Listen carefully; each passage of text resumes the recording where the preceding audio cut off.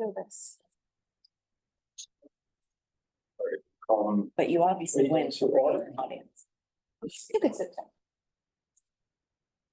The Red Bank Historic Preservation Commission will hold a regular meeting on Wednesday, December 18th, 2024 at 7 p.m. at 90 Monmouth Street, Red Bank, New Jersey. Adequate notice of this meeting has been posted at Borough Hall, filed with the Borough Clerk, and provided to the Asbury Park Press and the Superior Times.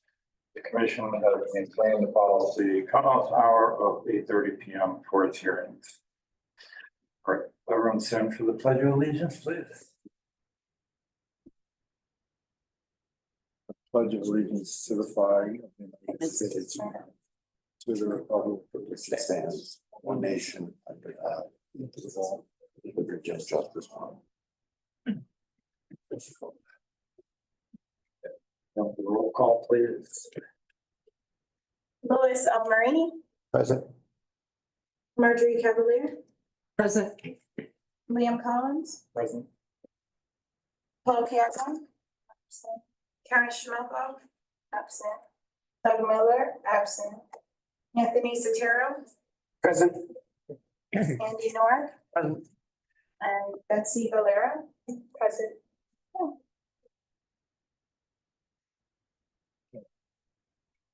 Next on the agenda, we have any public comments on the agenda?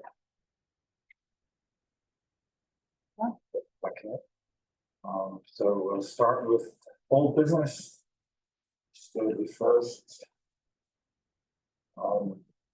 is update on 9 Wharf improvements. So 9 Wharf came before us earlier this fall. We gave them some recommendations, and I believe Michelle Donato was on the call at the same time. She was here virtually. And she just informed us that when an application goes before the zoning board or the planning board, also this board acts as an advisory commission. So the comments, the applicant basically can take it or leave it.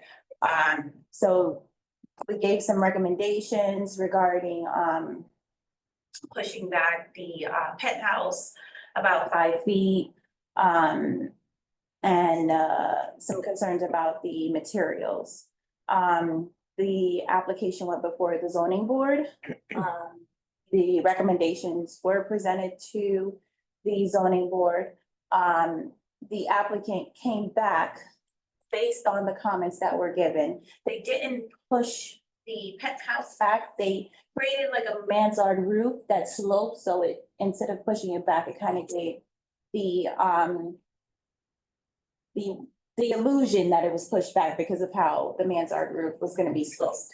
Right, as of now, they do not have the, they didn't provide us with the revised drawings. Because they're in resolution compliance, but they did adhere to, and took the recommendations of the commission. And it was done pretty tastefully. Again, I don't have the drawings because they haven't submitted for resolution compliance yet. But once I get that, I'll let you guys see it, of course. Okay. Any other questions? No. Not on that. So you kept the square footprint, like you said. Yeah, they pretty much kept the footprint, but yeah, the square footage, but you know, that's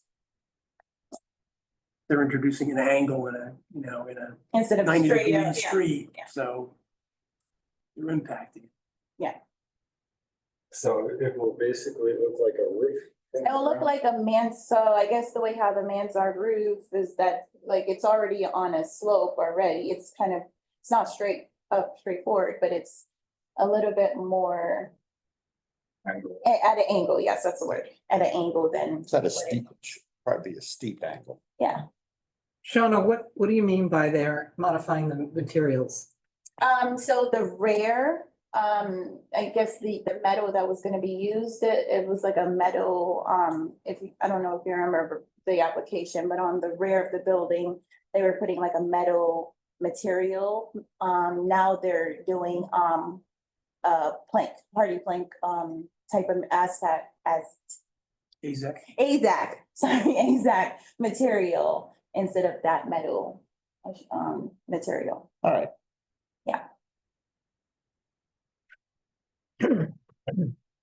Anyone else? So number two, under old business update, 30 Monmouth Street, the Dublin House. So this, I guess, is one of the most iconic, if not the most iconic, building in the historic commercial district of Red Bank. And from what I understand, the previous Historic Preservation Commission denied the changes they wanted to make. And the owner appealed it to the zoning board. Yes, so I can, Okay. yeah. So Sean will explain the history, but just for the record, the old yes. Historic Preservation Commission or this commission approved those changes. Yeah, so this commission did deny the improvements to the exterior facade. The applicant went and appealed the board's decision. They didn't, so again, goes back to my previous comment about how an application that needs to go before any of the land use boards, planning board, zoning board, the board serves it as an advisory commission. That application to do the changes to the facade did not need a land use board because they weren't really impacting the building footprint. It was just they were covering over their balconies. But they didn't need any variances or site plan approval for that. So the commission's decision stood and it held. So the applicant didn't like that. And so they appealed to the zoning board, which that's what it says in the ordinance that an applicant must do, is appeal to the zoning board to overturn the commission's decision. The commission decided to overturn the commission's decision to make the adjustments. And so I guess what you're seeing now is that the applicant is moving forward with his permits to make the adjustments. Look, looks like it's pretty much done. Yeah, so yeah, it's pretty much done, but that's what it is. They did apply, they did go through the proper channels. It's just that the decision was overturned, which can happen. Did the zoning commission come back to here at all to say, hey, we got this appeal and what do you?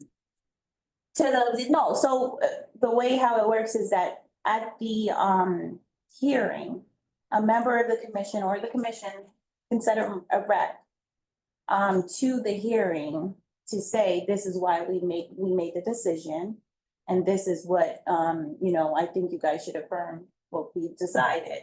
Someone, for the chair at the time, did come to the meeting and talked about the history and everything. And went on record. And Was that Chris then? yeah, it was Okay, Chris, yes. okay. And so the board still found that, Okay, all right. the improvements. Want to make sure Wouldn't be- they'll have a say. Yeah, no, and that is highly recommended, and the zoning board definitely, even the planning board would recommend, like if someone from the commission feels strongly about an application, even with the recommendation, like where you guys would give a recommendation as an advisory committee, you could attend a meeting to say, they didn't really like what we suggested, but this is what I think you guys as the board should make as a condition of approval for them to make this change or, yeah. Shauna, did River Center give an opinion at that time? I just don't remember. The center, I think they were okay with it. All the more reason to have a cordial relationship with that group because. Yes, yeah.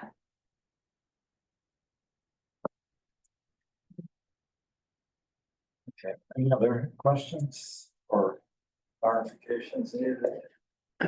Well, I just wanted to mention that. Oh, am I good? Yes. That Liam, maybe if you want to share with everybody, you went and had a second conversation with the owner of Dublin House. And that he was interested in pursuing Yes. the designation? Yes, so Marjorie and I went to visit when we saw the renovations beginning. And to try to meet with the owner, he wasn't there. I went back the next day and I did meet with him. And he expressed his desire to have the Dublin House designated as a historic landmark.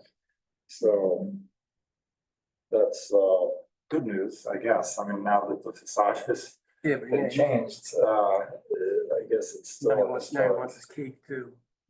Yeah, it's still a historic. It would be ironic if his request was denied because the facade was changed. Karma. Yeah, Oh, it wouldn't be ironic. It would be probably, Well, it would be a truthful decision, actually. I guess maybe one of my questions is, so in the future, if something like that happens, and there's an appeal, then is there any chance when the commission attends the zoning board meeting to try to defend Yeah, their your actions. position? Mhm. Okay, and so what's the chain of communication for that to happen? Because I wasn't aware that even. Yeah, Awesome. it took place, I wanna say 2 years ago. Okay. Yes, not last year, the year before last, yes. That's when it took place. But the whole process, I mean, you treat it as if you were in opposition to any land use board application. The meeting would proceed. The applicant would make their, point to the zoning board of what the improvements are. The board would then hear anyone in the audience, opinion, if they're for, objection, like I said, like any other land use application, you would come forward during public comment to say, a representative of the historic commission, these are our feelings about it, this is what we decided, this is how we came to the decision of rejecting their request or their proposal. And we think you guys should affirm it. And then it's up to the board. It's just different in the instance because when it comes to like the planning board, if someone, wants to appeal the planning board decision, they go to the zoning board. But if somebody wants to appeal the zoning board's decision, they go to the court. And by the, regarding historic preservation commissions, that path for appeals is required by the state, that's Yeah, that is. not that is in something that we decided, that's Right. state mandates. Right, that that is in pathway. municipal land use law. Yeah. Sean, in those cases where there is an appeal like this, what do the plan or zoning board members receive? Did they just get an outline of what happened at the historic meeting? Did they just get the? They would get the denial. I guess with this, maybe with the denial, and we would call in Michelle Donato at this point to maybe write like a legal. Yeah, a A summary. legal letter, a legal summary on it.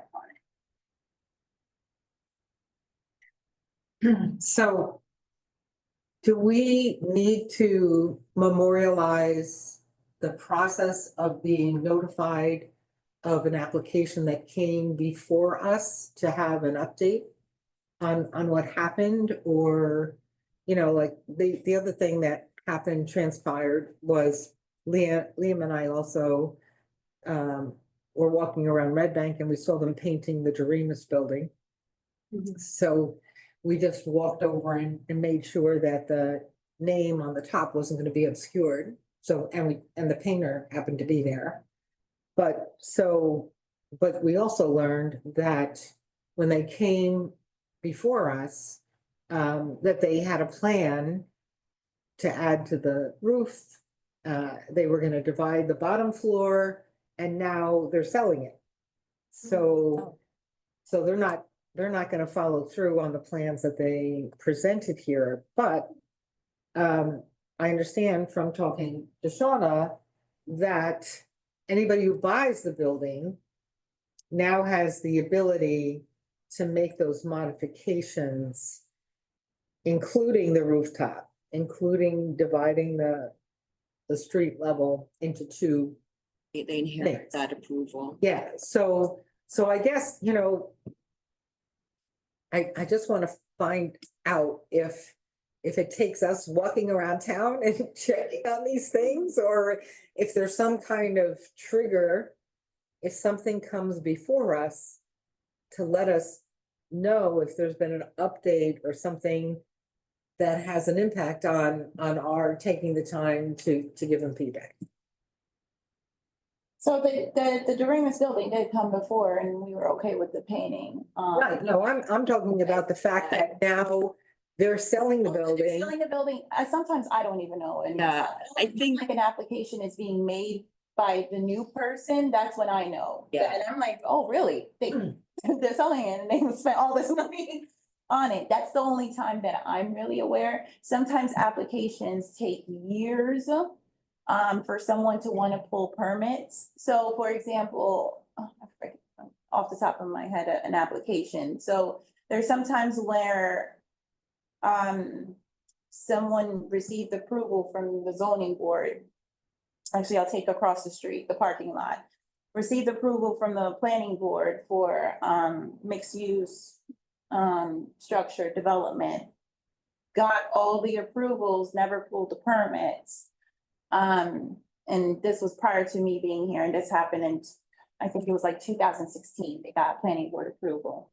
Now they're looking to come back and, well, to move forward with the project.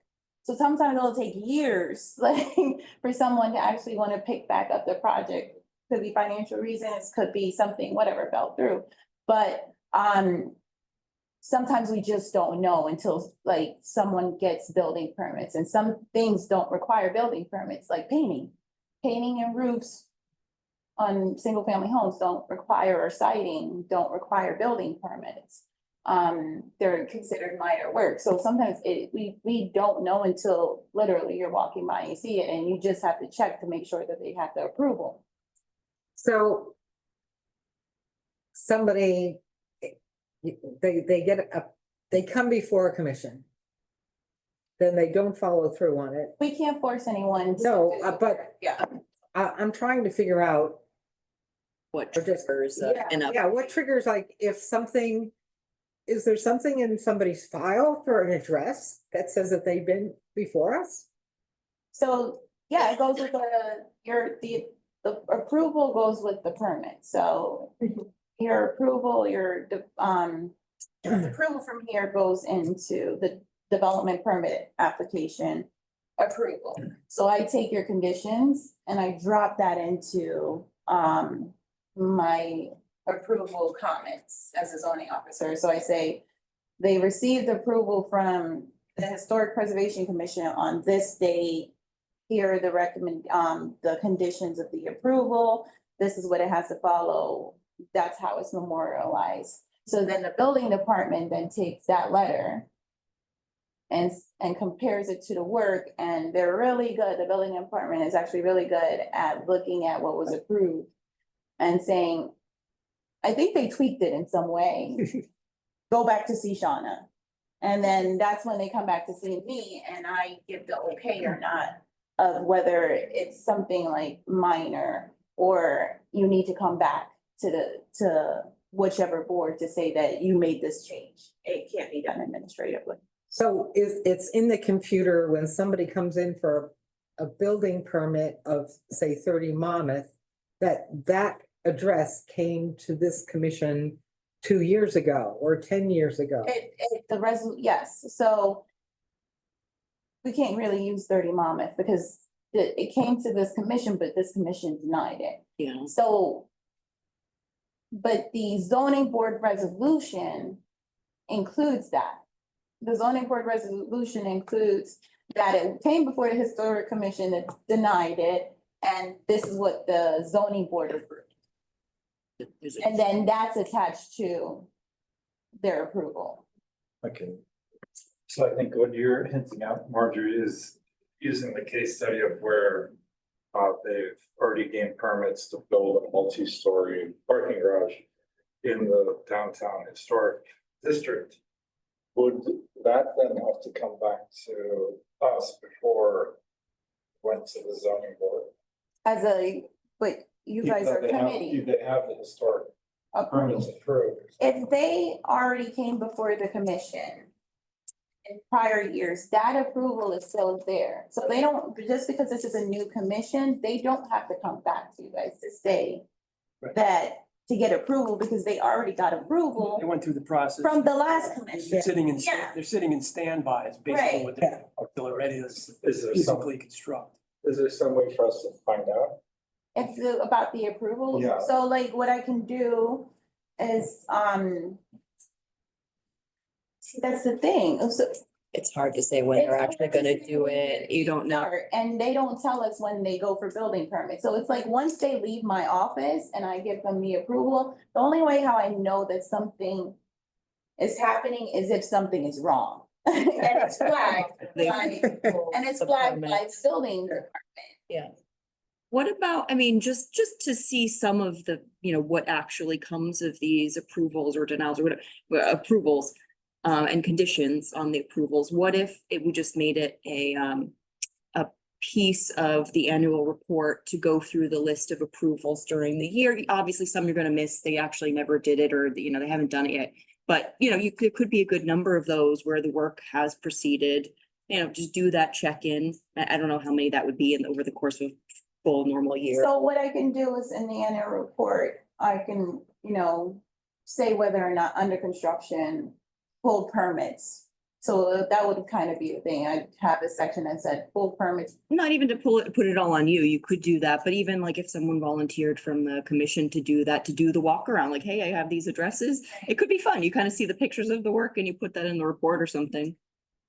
I mean, what I also did when I worked with Newark, Newark's Historic Commission, we asked them, even though it wasn't in the ordinance, but we'd ask them, like, when you complete the work, send us a picture. It's fun. And I think we also, I mentioned after I went to the conference in June that some HPCs actually give out a commendation to people that have done something to preserve the historic nature of a residence and, a separate commendation for a business to make it like, have a recognition, you did a good job, you really followed through, and it also makes us more visible and hopefully establishes us as some kind of resource, which I think, I believe anyway, that we need to be to get people to come to us when they're considering something, as opposed to just, here's our plans and, can we do it? So why not come to us and have a conversation before, you spend all this time and everything, and we can have a workshop about it, so. I don't know, we have enough, I think we have enough resources on the commission to do that for the community. But, something to think about. Well, maybe that can lead us into our next business, which is new business of HPC orientation for members, where we might be able to talk about issues like this. Someone who would volunteer, for example, to follow up on and do work progress reports, or take a picture of the finished product. What could that orientation look like? So, we kind of discussed this during the pre-agenda meeting, was for an HBC orientation, and that would be done by the commission's attorney, Michelle Donato. And we were trying to figure out when, I mean, she was set the agenda. I think it's best to leave her to do so. And it would be like the training class. There isn't an official training class for, unfortunately for, they did do it 1 year. I mean, the state did it, but they never brought that back. But they did have that. But there isn't like an official training like how it is for the zoning board or the planning board who have to go to like a mandatory class. That's like 4 hours. Here, we don't have that for the commission. So Michelle Donato would kind of hold the class like that to go down, you know, the responsibilities of the commission, go through what actions will be taken procedure wise for applications, go through the ordinance, and things like that. So I would kind of leave the agenda to her. But one thing that we were trying to decide of next year, when would be the best time to do it? Would we do it during a regular meeting like this? Or would we set a special meeting? We'd have to schedule a special meeting for that. So that's the discussion point for the members here. What would be a good option for you? Because I'd have to notify her in advance, so she can prepare herself and, you know, put it on her calendar. She's busy one. I think it would be sooner rather than later would be really helpful.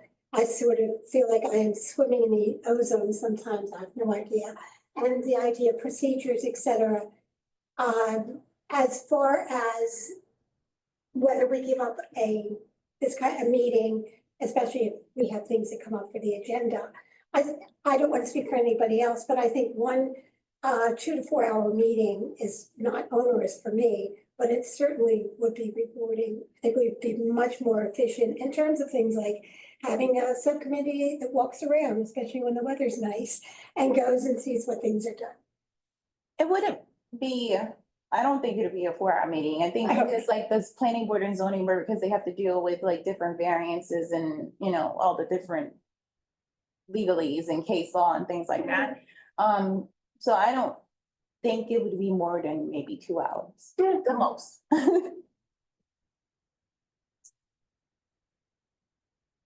So do we have anyone in favor of doing it during one of our regular meetings? We'd rather do it that way, or do we call a special meeting? Yeah, and I guess maybe if we do it then, in talking about doing virtual, would it be better to do it virtually or in person? That would also be a solution. So if you guys do want to do a special meeting, and then do it virtually. I mean, I would just have to know, because I'd have to know notice for it.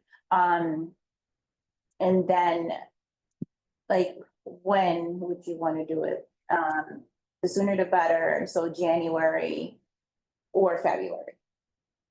Those are the months. So what are your thoughts? Does it have to be noticed as a meeting of this? Yeah, because it's the quorum. Well, but if we're not doing business. It's just still, Training. it's still, because this is an official body, yeah. Whenever you guys meet, you have to, we have to notice. Yeah. Well, but would it be recorded and then available? So we could do a special executive session, special executive session, which I mean, meeting note, it wouldn't be recorded. I mean, I think it maybe. Does it have to be open to the public? It doesn't. If we do executive session, we do not have to open it. Yeah, to the public. that's what Yeah, because it just seems. but official minutes have to Simply be. for us. Yeah, official minutes do have to be taken and it would just be Okay. simple. Okay. But official minutes would have to be taken and published, once it's ready and all of that. But if we do a special meeting and we do executive session, or even if we do a, executive session during a meeting, I mean, we kick out the public, and do a special meeting, not a special meeting, executive session and do the training that way. What if you find, because Michelle might be, well, it's hard to coordinate this many people, period, but Michelle might be the tough one. What if we look for sometimes, maybe some are during meetings, some might be during the, a weekday or something, and do like a poll here and see if any of them fit? Yeah. Like a doodle poll or something. Yeah, I could do a poll. Another option is the January meeting is a reorg meeting, where we quickly go through, So I'm sorry, what? is a reorg meeting in January. I see. And there's not gonna be any turnover that we know of the commission. So if we don't have, and especially since it's winter and people are not doing a lot of work, maybe we could do it as part of the January meeting. If we have a minimum review report, do the reorg and then go into executive session for the training, if it works, because one of the things I know that this room gets booked up pretty, there's a different group of meetings every week. Well, the thing, so with that, I mean, being that it's a training and it's a special session, we can have it up in my office, the conference room there. It's not that we have to be here or, if we do a exactly. Cool. But we could do it upstairs, in the conference room for the planning office, so that's Well, always. an why option. don't you, as Christina said, see if she's available at a regular meeting in January. Yeah. And then, and if not, then we could do an executive session some other time when the majority of the people can make it. We could do that. The only thing I would think about for that meeting, January meeting, is that when we're gonna be reviewing the RFPs. No, well, Okay, so that then segues into the second. Yes, yeah. agenda item. Good timing. I think that'll take a lot of time, but Yeah. the thing is, we put an Okay. executive session on top of that, it's gonna be a Well- long. Yeah, because let's do it at 6. Okay, so that then segues into your next point of the RFP. So the RFP has been noticed, it's on the website. The notice is on the website. People reach out to me, firms reach out to me to get the full packet. I have received a few, I have not received a few proposals yet, but a few inquiries. Okay. And I have sent it to them. So I think about 5, hopefully, fingers crossed, we'll get 5 proposals. So it's due the 6th. We will meet the 18th. I think that's our next meet, the January meeting is the 18th. From my understanding of what you all discussed was that you would want the entire commission, the 19th. No, sorry, I'm sorry. The 15th is our next. meeting. Yes. The entire commission wants to review all the proposals. And then whittle it down to 3 for public presentation. for a public presentation. Right. So, and the other thing that we talked about in the pre-meeting was that Shauna would make up a grid for everyone to help us kind of whittle it down as opposed to just talking about everything. Like everybody would come in having read the proposals and having their favorites. And did you note some of the things, like maybe people would want to add to that grid? That some of the things that we talked about, if we all looked at the proposal with a mind to keeping these things. So some, it could be that it's local, not local, but New Jersey based. The size towns, they've written design guidelines for, I mean, I don't know if you guys care if it's like women owned or business or minority owned, things like that. Yeah, experience, if they have references, how many references would be in, Are they proposing some cadence of public outreach? yes, that's in there. I just remember when we had the planning board RFP, that was a big one that meant a lot to us, that how they proposed doing that was, would work for our town.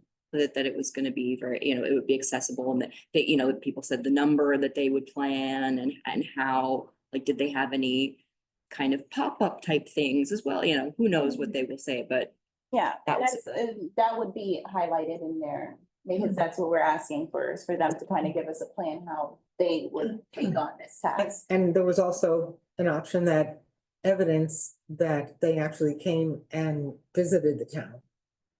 And that's a good point. I mean, listening to the presentation at the senior center, I think a lot of those architects did not come and walk around Red Bank before they designed that plan that was presented last.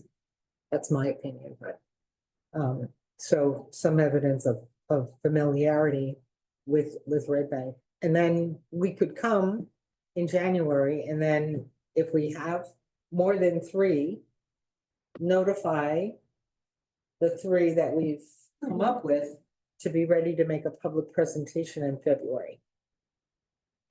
So a question, if we know any of the applicants personally, I think we should be transparent. Yeah. I do know 2 people who have contacted me through the university. And so I just want to make sure that's very transparent. use yourself. But You have to recuse I'm yourself. sorry. But just Know too many people. too many people. Okay, so is everybody good with that? What? That Shauna will send everybody on the commission the RFPs through an email with a grid for us to evaluate them.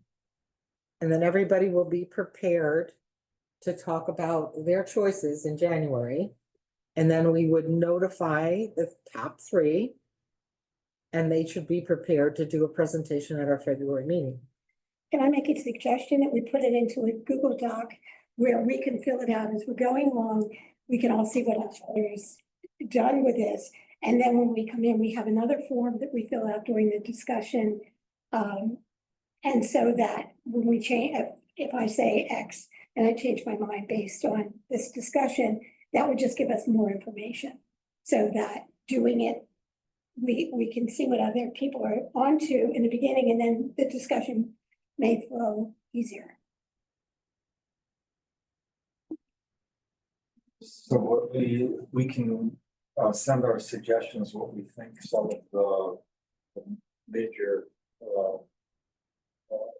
criteria should be, Yeah, and then you can fit that into the matrix. That's a good idea, Use yeah. For decision making. Especially once we look at one and we're gonna go, oh, we didn't think about, but that's something we wanna. Yeah. Okay, yeah. Yeah, that one of the things I was thinking of, and I think the other member of the commission we talked about a little bit in the last meeting was in the draft RFP. There, it seemed like everything was focusing on the existing historic districts, and there weren't any guidelines for how do we introduce new properties into the inventory list. Yeah, So it'd be good if in my opinion, this consultancy group would be able to bring to our attention other buildings or houses that we're not aware of that might have some kind of interesting or historical factors that we haven't thought of. so one of the things I would recommend too, is that after we receive the proposals and, maybe, and when you've selected your 3, maybe as a commission, come up with questions, pre-questions that you would want the applicant to answer during the presentation, so they could prepare themselves. So that could be, a question that's asked, how would you recommend the commission, adding additional or treating additional property? That could be a question that we ask and, at the presentation. Okay, the final 3 then. if there's a obvious follow-up question. Yeah, they'll be in Then we'll be person, able to yeah, ask. but at least they'll prepare themselves, so that's what I would think. We could give them like maybe 5 questions. I think it's- For them to prepare addition based on the proposal that they've given.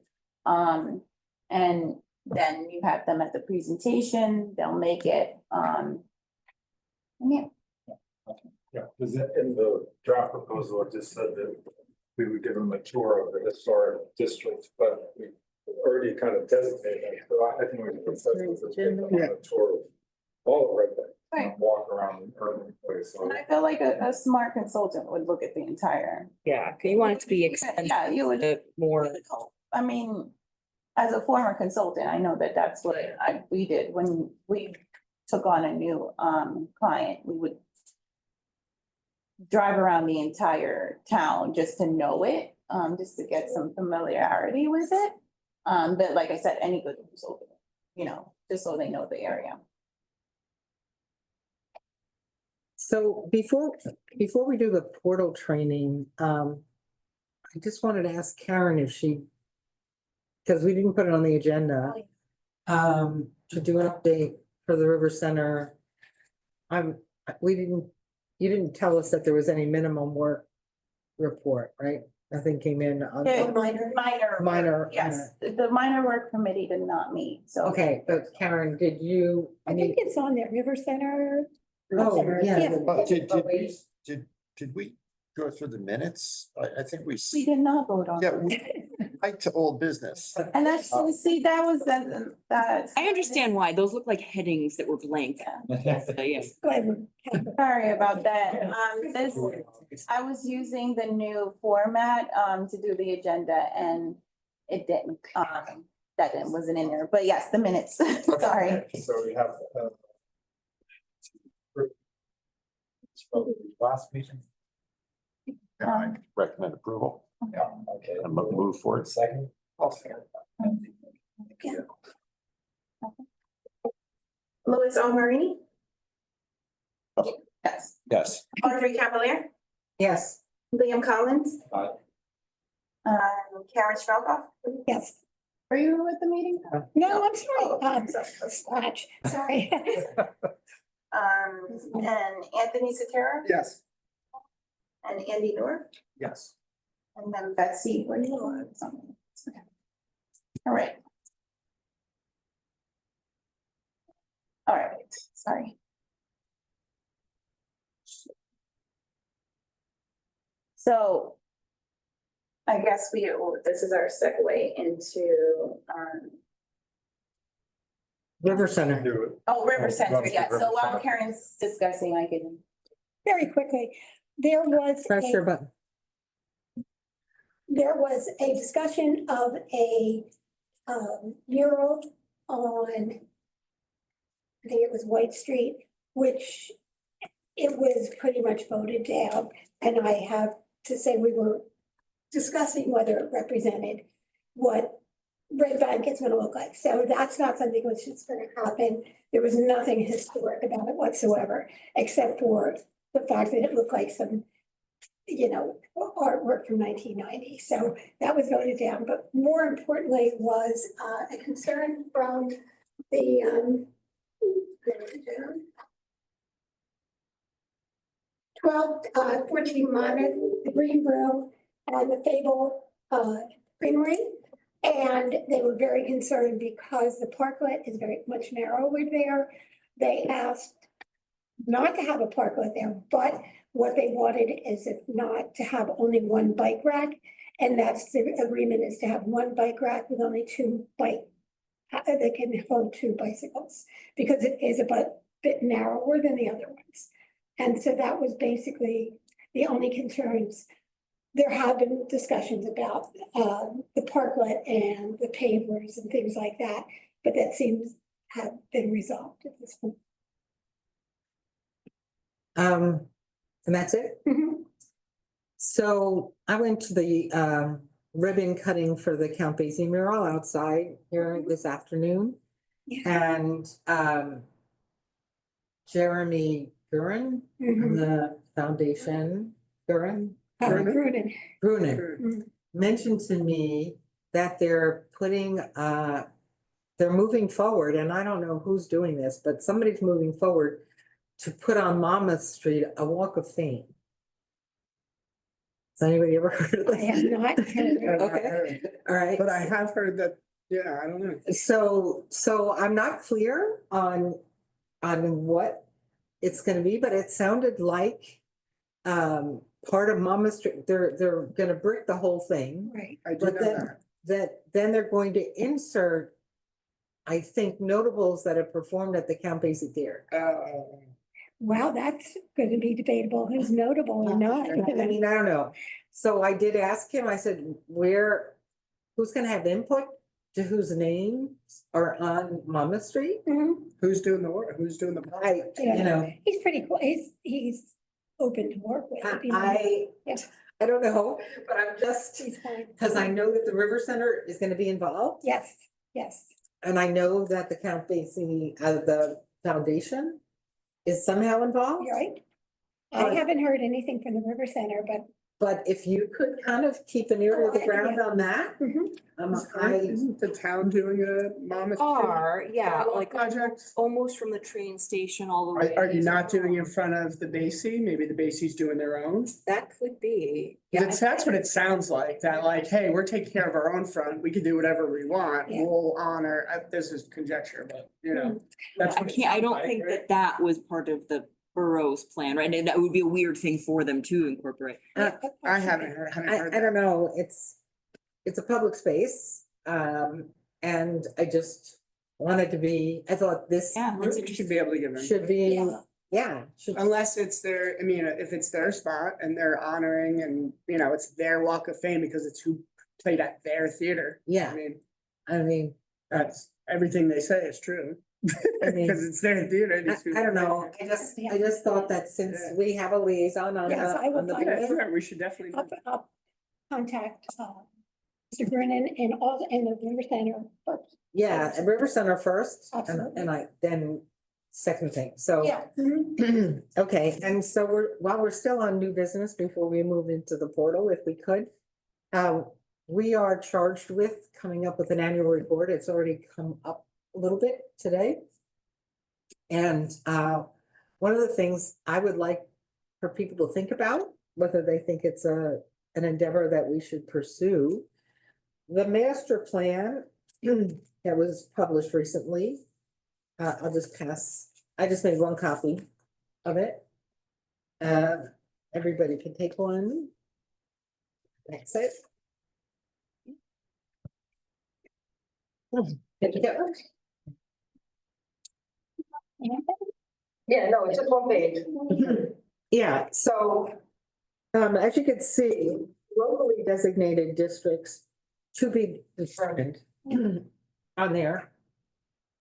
And it seems to me that one of the things that we could do or should do is look at the state and national designated structures in the second part of it, Mhm. and that they should be locally designated. I agree, why not have them? As a start, Yep. as a start. So, you know, putting together the annual report, it could be one of the initiatives that this commission undertakes in 2025. And how we go about it, I mean, you know, is it a minor committee to just take a look at it? But it seems like all the research should be done because they are either state designated or nationally designated.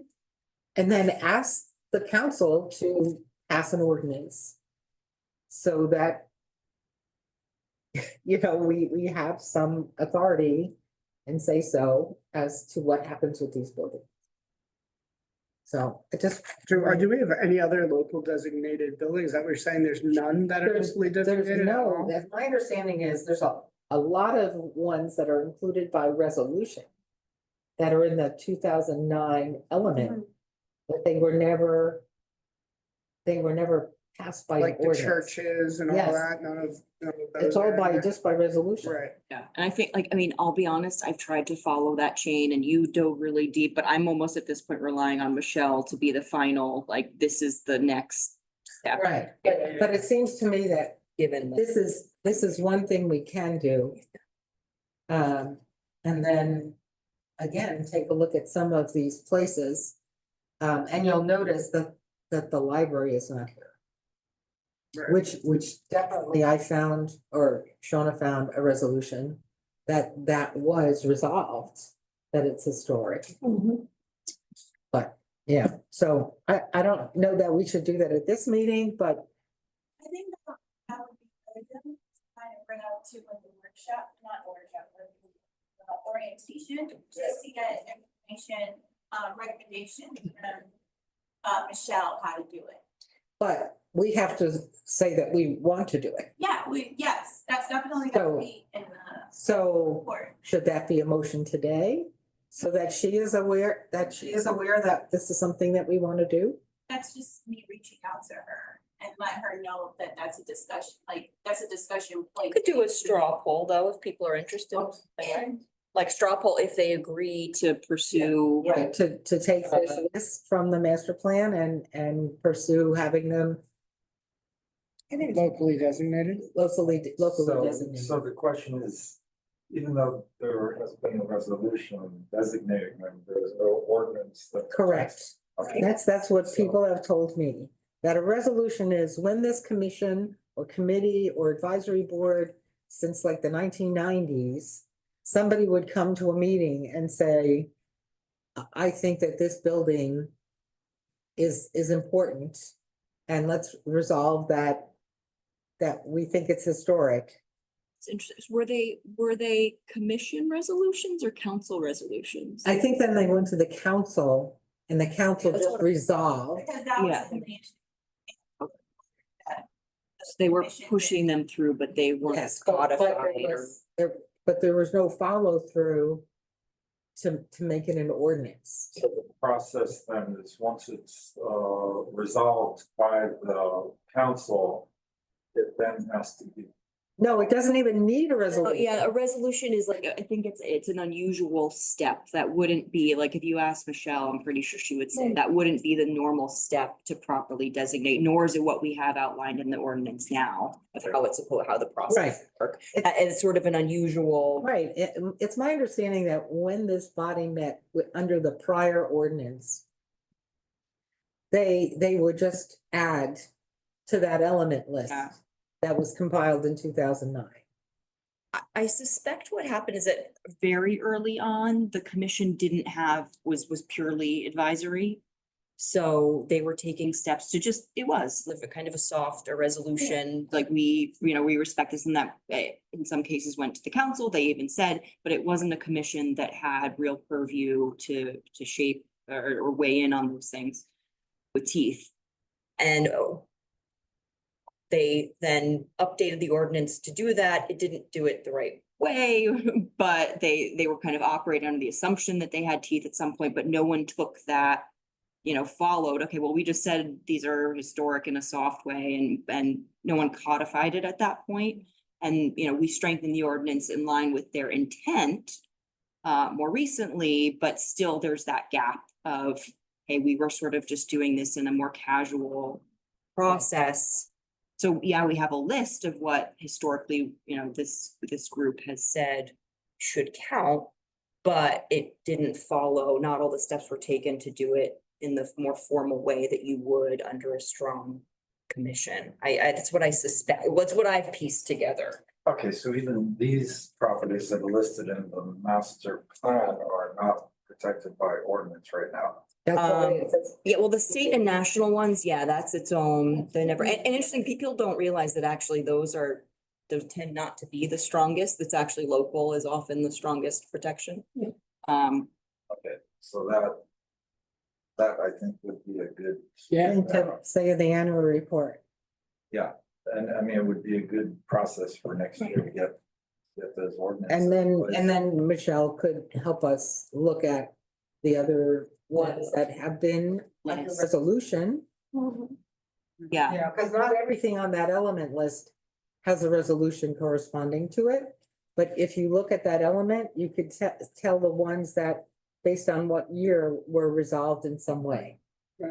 Also, if we're gonna have another circumstance with Irving Place, we need an ordinance if some places are going to be defined as historic after all of the discussions are over, just so. yeah, it's pretty clear the steps now with the Absolutely. ordinance that we had. Yeah.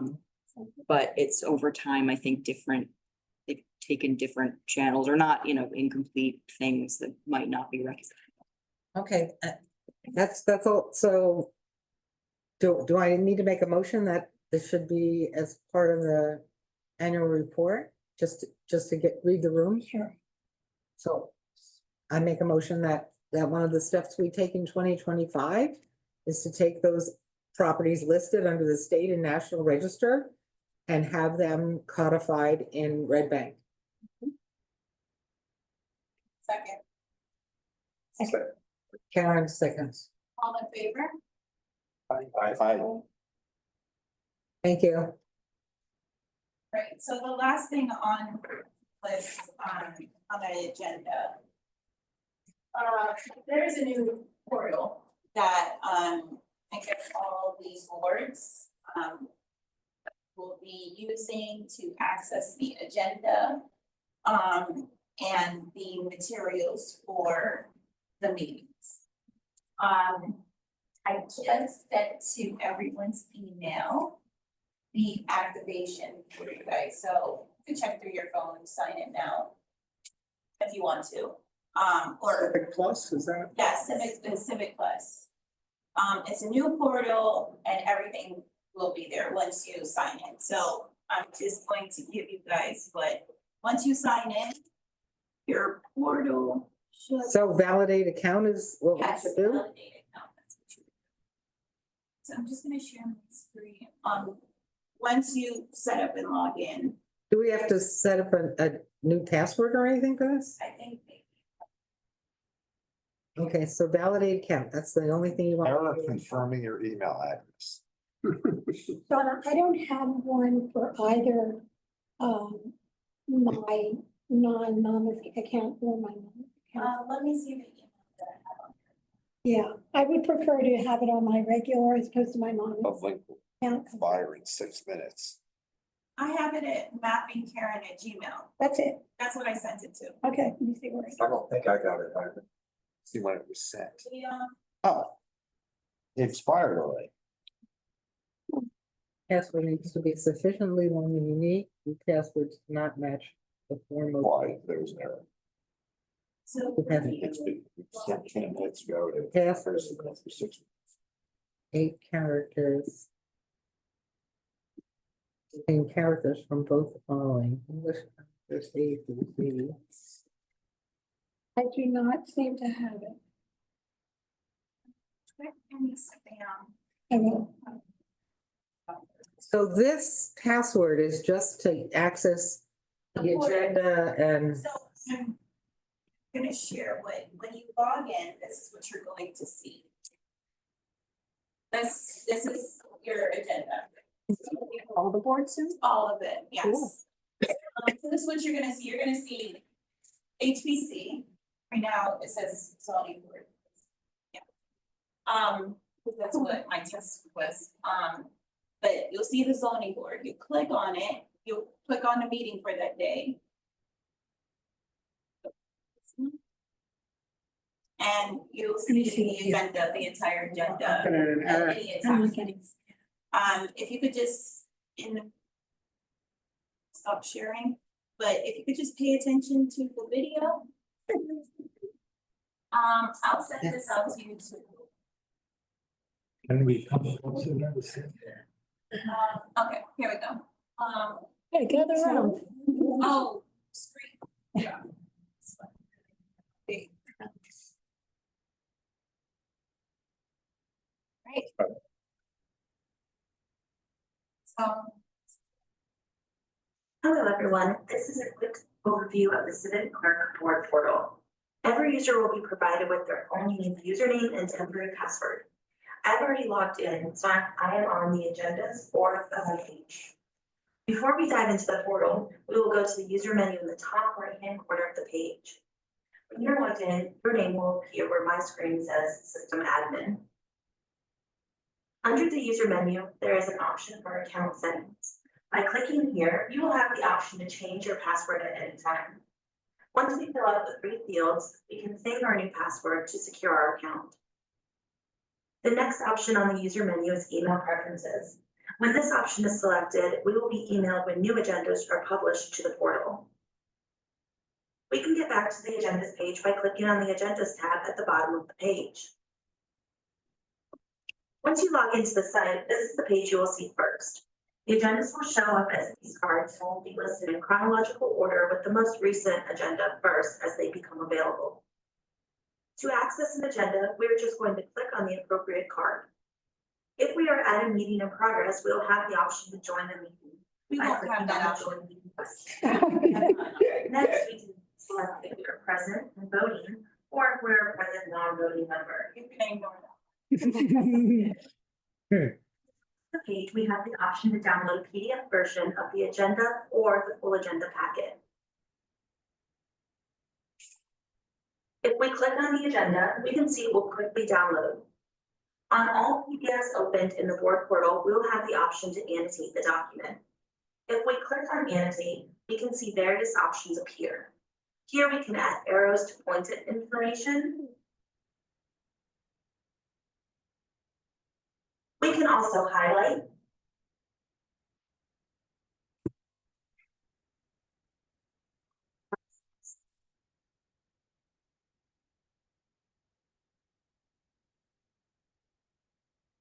Save these notes. They will be here next time we open this PDF document.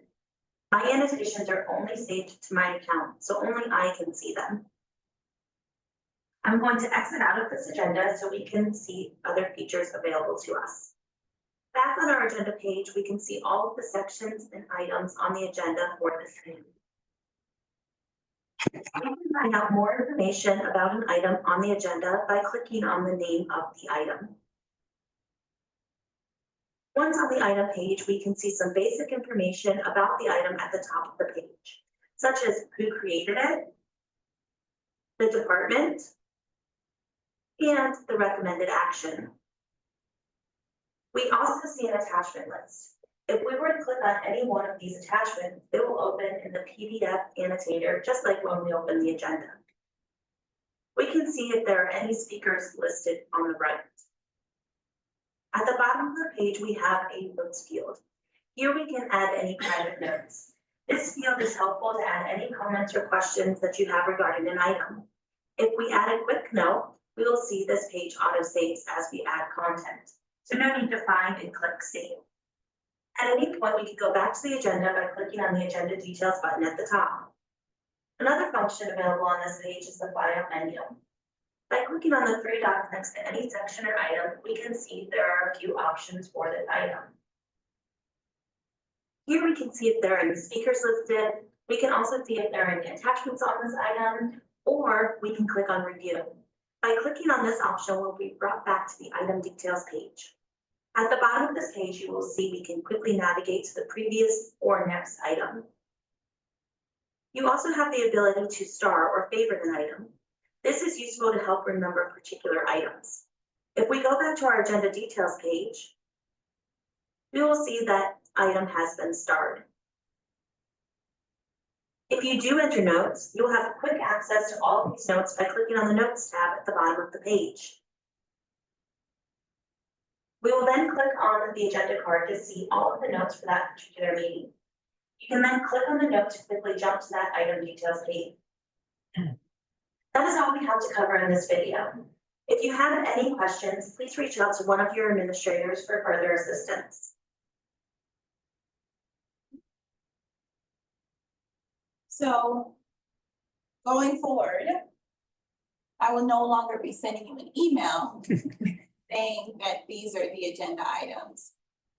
If you see on the training that you can check a box, check the setting that to receive notifications when a new agenda. So anytime I upload or create a new agenda, you'll get an email saying a new agenda has been created.